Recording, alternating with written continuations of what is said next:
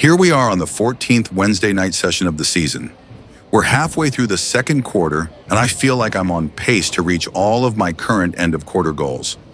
I've been bowling pretty good for the past few weeks. I'm hoping to continue to perform well tonight.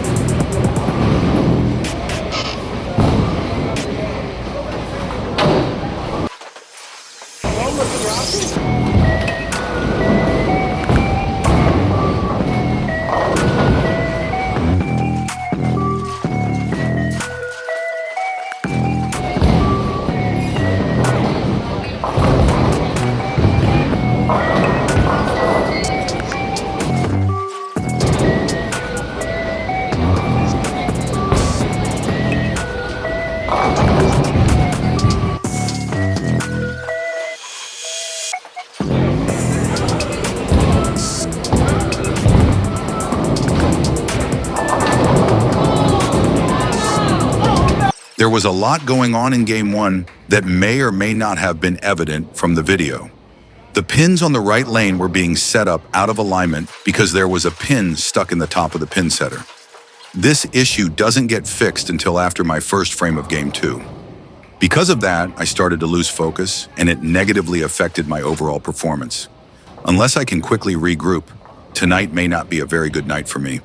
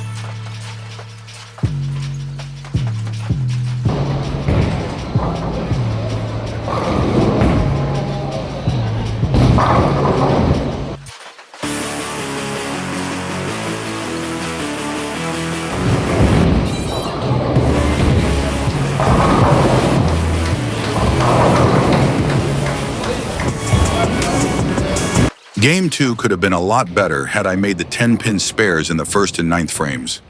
I pulled the ball to the left during my release in the 4th frame, which left me with a not-so-straightforward spare. Other than that, the rest of the game wasn't that bad. I still don't think I've fully refocused after the complications of Game 1, however.